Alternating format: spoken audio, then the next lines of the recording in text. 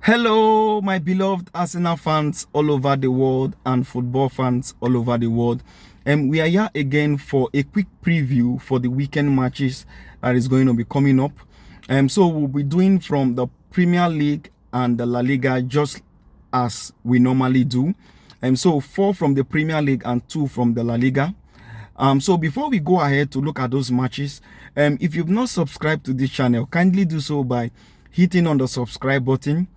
Leave your likes on the video and also leave your prediction in the comment section what you think about these matches.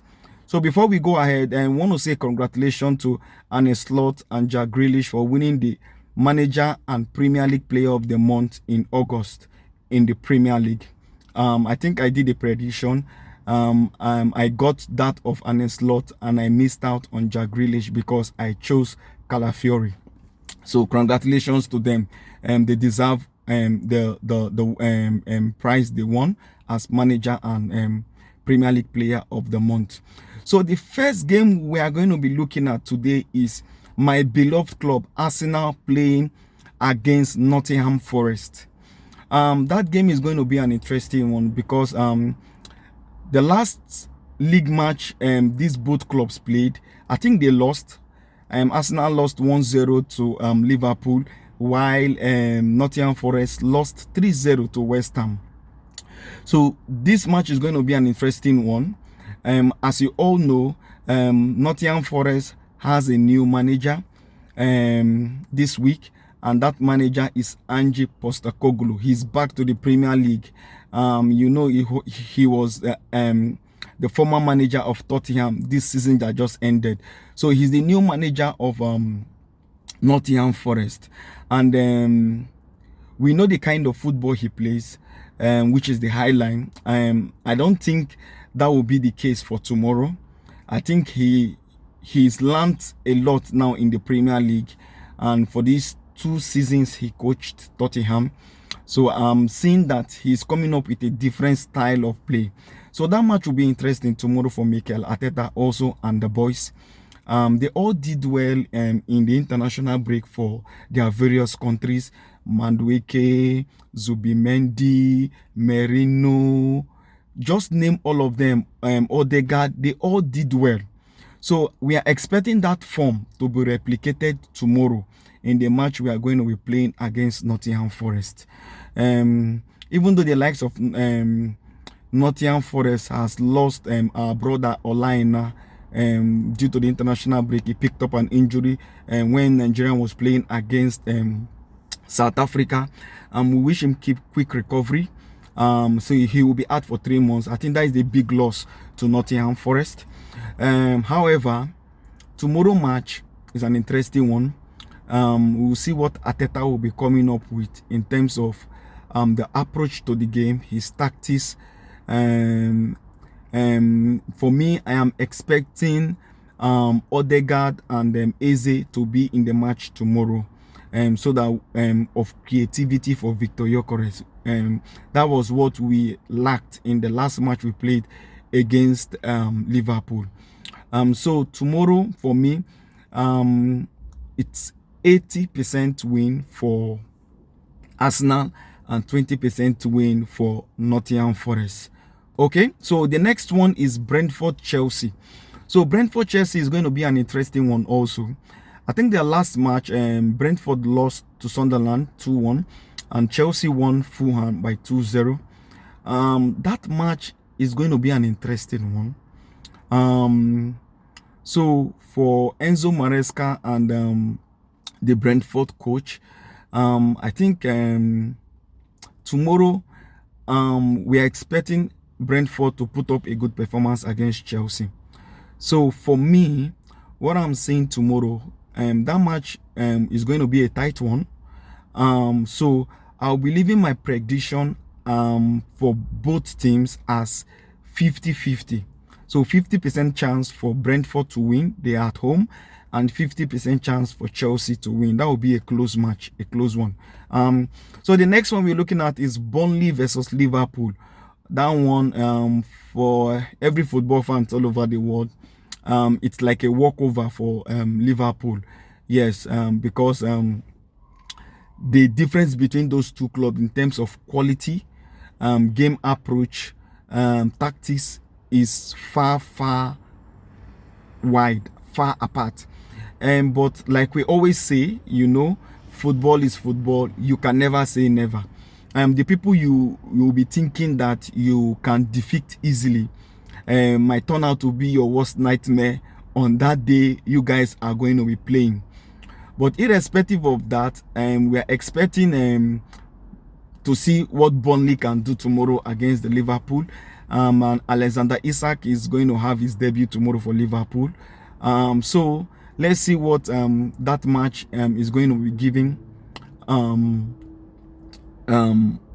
to us. So for me, I'm seeing that as 90% win for Liverpool and 10% chance of win for Burnley. And the last one for the Premier League is the biggest, the Manchester Derby. Wow. This match is Manchester City against Man United. If you noticed, for the few times they've met, Amorim has actually had the upper hand against Pep Guardiola. So when Amorim was in Sporting CP, I think he won Guardiola last season, by 4-1, in the Champions League. And when he came to Man U, I think he has won again, I think twice, or won and a draw, if I'm not mistaken, last season.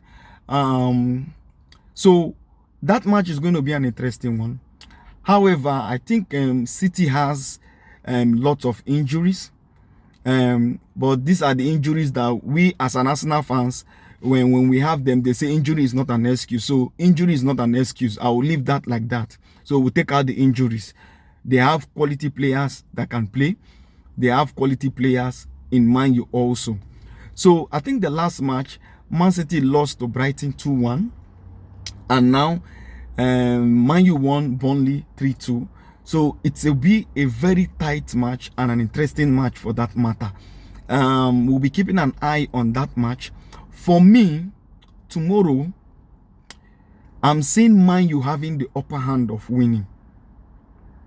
Because Man U has not played badly since the season started. Aside the Carabao Cup, they lost to Grimsby. The Man U game against Arsenal, they put up a good performance, right? The one they played against Fulham, they put up a good performance. They drew. The one they played against Burnley, they played well. They also won the 9 minutes. So I'm expecting that they are improving as the days goes by, as they play much game. The boys are beginning to understand themselves. So let's see what Man City is going to be doing tomorrow. How they will be coming back from the defeat they had the last time against Brighton. Let's see what Pep has this time. And let's see what Amorim has this time for the boys. We'll be looking at their game approach, their tactics, and seeing what they'll be able to put out to the weekend for us. So for me, I'm giving it 60% to Man U. Like I said, I'm feeling that Man U has the upper hand of win in this game. So I'm giving it 60% to Man U and 40% to Man City. So don't forget to leave your own prediction for these 4 Premier League games in the comment section. So let's rush down to La Liga. And the first one we'll be looking at is Real Sociedad versus Real Madrid. That one is an interesting one too. The last match before the international break, Real Sociedad lost to Real Oviedo, and Real Madrid won Mallorca. So it's an interesting one for Xabi Alonso and the boys, because it's a new manager for Real Madrid.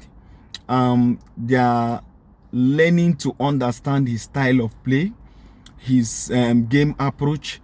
I think he's a kind of twisting his formation, because what we know him as is the 3-5-2 formation, the back three, and sometimes he plays the 4-4-2 in for Real Madrid. Sometimes he plays the back three, sometimes he plays the 4-3-3. So he has 3 formations he has been using. So he's trying to see how he can walk around.